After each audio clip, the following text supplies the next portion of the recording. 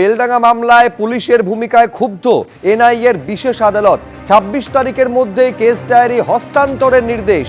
ওই দিনের মধ্যে রিপোর্ট দিতে হবে আইও অর্থাৎ ইনভেস্টিগেটিং অফিসার, তদন্তকারী আধিকারিক এবং পুলিশ সুপারকে।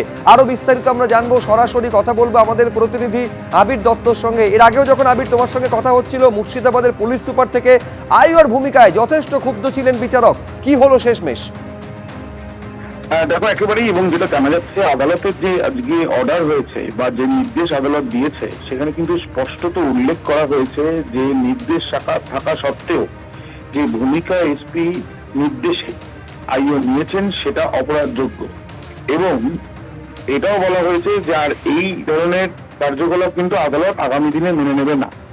তার সাথে সাথে বলা হয়েছে যে ২৬ তারিখ অর্থাৎ ২৬শে ফেব্রুয়ারির মধ্যে এনআইএ কে কেস ডায়েরি দিয়ে দিতে হবে বেলডাঙ্গা থানাকে বা আইওকে, এবং তার সাথে সাথে একটি রিপোর্ট জমা দেবেন মুর্শিদাবাদের এসপি এবং রিপোর্ট জমা দেবেন তদন্তকারী আধিকারিক যিনি ছিলেন তিনিও। এটা তদন্ত নষ্ট করার সমান, অর্থাৎ যে তদন্তভার এনআইএ যেটা নিয়েছে তারপরে তাদেরকে কেস ডায়েরি না দেওয়ার বিষয়টি তদন্তে সমস্যা ঘটিয়েছে এমনটাই আদালতের অবজারভেশন। এবং তার সঙ্গে সঙ্গে এটাও বলা হচ্ছে যে কোনো স্টে অর্ডার না থাকা সত্ত্বেও এই যে কেস ডায়েরি না দেওয়ার বিষয়টি হয়েছে, এবং আদালত কিন্তু কড়া ভাষাতেই এক প্রকার নিন্দা জানিয়েছেন, এবং তার সঙ্গে সঙ্গে আদালত স্ট্রিক্টলি অর্ডার করা হয়েছে আদালতের তরফে। এবং যেটা আমরা জানি যে চিফ জাজ এবং স্পেশাল কোর্টের যিনি বিচারক সুকুমার রায়, তিনি যে নির্দেশ দিয়েছেন তাতে ২৬ তারিখের মধ্যে অবিলম্বে বেলডাঙ্গা থানাকে কেস ডায়েরি এনআইএর হাতে হস্তান্তরিত করে দিতে হবে। ধন্যবাদ আবির। এসআইআর শুনানি শেষ, নথি যাচাই করে এবার বাতিলের প্রক্রিয়া। এখনো বাকি ১,১৪,৭৭২ জনের তথ্য আপলোড করা। এর মধ্যে কতজনের বৈধ ভোটারের শংসাপত্র রয়েছে বিভিন্ন জেলা থেকে জানতে চায় সিইও দফতর বলে সূত্রের খবর। অধিকাংশেরই বৈধ নথি নেই বলে আশঙ্কা করছে সিইও দফতর বলে সূত্রের খবর। আপলোডের সময় পেরিয়ে যাওয়ায় আর আপলোডের সম্ভাবনা নেই।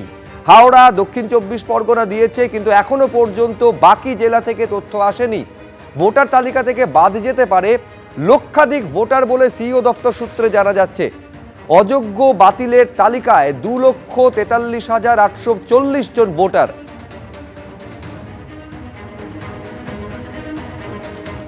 ভাঙড়ে কেমিক্যাল ভর্তি ড্রামে বিস্ফোরণ, ৪ বালক আহত। রাস্তায় মেরামতির সময় কেমিক্যাল ভর্তি ড্রামে বিস্ফোরণের ঘটনা ঘটে। রাস্তার পাশে সেই সময় ৪ জন বালক দাঁড়িয়েছিল যারা গুরুতর আহত বলে জানা যাচ্ছে। এই ৪ জনের মধ্যে ৩ জনকে আনা হয়েছে বাঙুর হাসপাতালে। একেবারে সেই সময়ের ছবি আপনারা দেখতে পাচ্ছেন। এই যে ৩ জনকে বাঙুরে নিয়ে আসা হয়েছে বলে জানা যাচ্ছে, তাদের মধ্যে একজনের ৯৫% বার্ন ইনজুরি রয়েছে।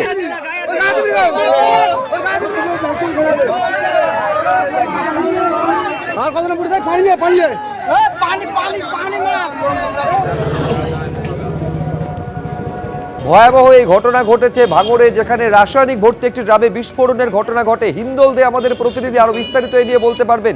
হিন্দল, এই ঘটনা ঘটলো কি করে? ৩ জনের অবস্থা তো গুরুতর বলে জানা যাচ্ছে। একেবারে দেখো সুপ্রজিৎ, তোমাকে বলে রাখি এই ৩ জনের অবস্থা কিন্তু যথেষ্ট গুরুতর, এবং তাদের কিন্তু ৩ জনকে নিয়ে আসা হয়েছে এমআর বাঙুর হাসপাতালে, যাদের মধ্যে একজনের ৯৫% পুড়ে গিয়েছে, এবং যে বাকি ২ জন রয়েছে তাদের কিন্তু ৪৫% করে পুড়ে গিয়েছে, তার মধ্যে হাসপাতাল সূত্রে খবর। এবং তোমাকে বলে রাখি ভাঙড় থানার অন্তর্গত ভাঙড়ের চাঁদপুর এলাকায় যখন পিচের রাস্তার কাজ চলছিল, সেই সময় সেই কাজ চলাকালীন পাশে যেসব কেমিক্যালের ড্রাম বসানো ছিল সেই একটি ড্রামে কিন্তু রীতিমতো বিস্ফোরণের ঘটনা ঘটে, এবং সেই সময় সেখানে উপস্থিত ৪ জন শিশু তারা সেখানেই ছিল।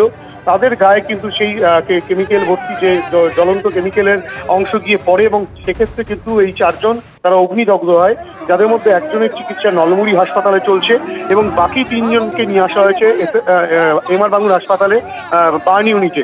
এবং সেখানে কিন্তু চিকিৎসকেরা জানাচ্ছে তাদের মধ্যে একজন ৯৫% অগ্নিদগ্ধ অবস্থায় রয়েছে, এবং বাকি ২ জন ৪৫% অগ্নিদগ্ধ অবস্থায় রয়েছে। এই গোটা ঘটনা কিভাবে ঘটলো সেটা এখনো পর্যন্ত স্পষ্ট নয়, যেহেতু পিচ ভর্তি সেই সব ড্রামগুলো ছিল, সেই সব কেমিক্যালগুলো ছিল, সেক্ষেত্রে কোনো রকমে গরম হয়ে গিয়ে সেটার বিস্ফোরণ ঘটেছে নাকি কোনো রকমভাবে অগ্নিস্ফুলিঙ্গ সেখানটা গিয়ে পড়ার কারণে সেই বিস্ফোরণ হয়েছে সেটা এখনো পর্যন্ত স্পষ্ট নয়। এবং এই ঘটনা ঘটার পর স্থানীয় মানুষজনই কিন্তু এই 4 জন শিশুকে উদ্ধার করে হাসপাতালে নিয়ে যাওয়ার প্রক্রিয়া শুরু করে এবং তখনই কিন্তু পৌঁছয় ভাঙড় থানার পুলিশ এবং ভাঙড় ডিভিশনের ডিসি সহ একাধিক পুলিশ কর্মীরা, শওকত মোল্লা যিনি ক্যানিং পূর্বের বিধায়ক তিনি যান এবং অন্যান্য নেতৃত্ব তারাও গিয়েছেন।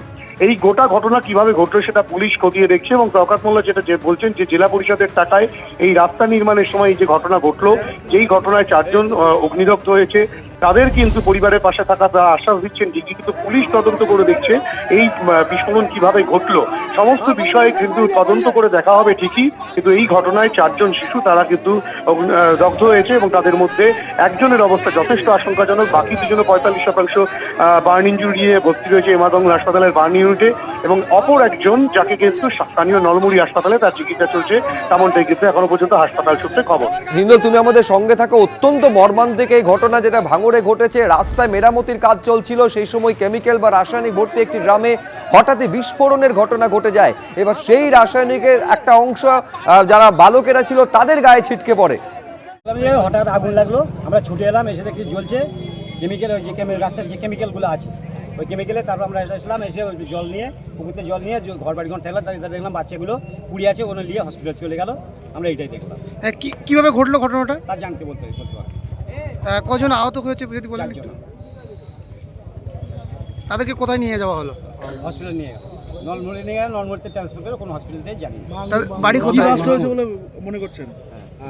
কি বাস্ট হয়েছে কি মনে করছেন? কেমিক্যাল তৈরি হচ্ছিল? 4 জন বালক আহত, তাদের মধ্যে একজনের চিকিৎসা স্থানীয় হাসপাতালে হচ্ছে, 3 জনকে নিয়ে আসা হয়েছে এমারবাঙ্গুর হাসপাতালে। সন্দীপ সরকার আরেক প্রতিনিধি আমাদের সঙ্গে রয়েছেন। সন্দীপ, যখন তাদের নিয়ে আসা হলো এই 3 জনকে হাসপাতালে, ঠিক কি অবস্থায় নিয়ে আসা হলো?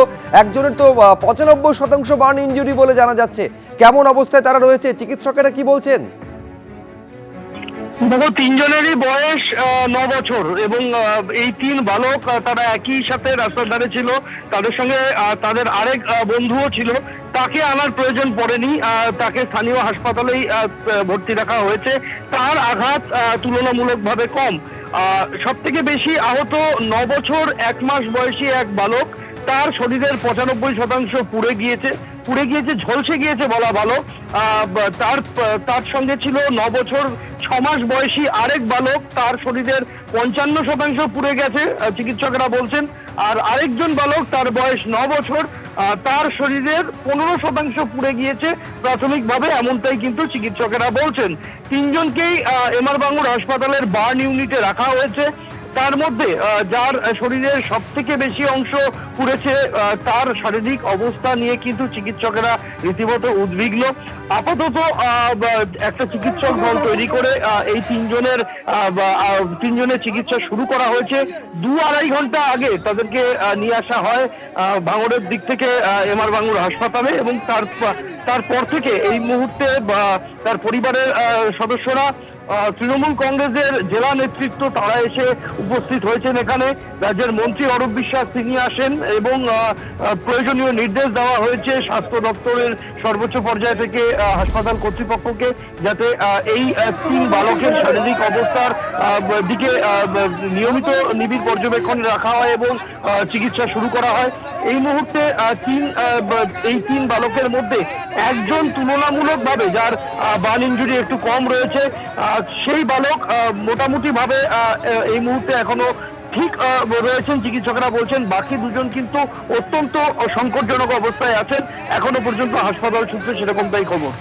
ধন্যবাদ সন্দীপ। এবিপি আনন্দ, এগিয়ে থাকে, এগিয়ে রাখে।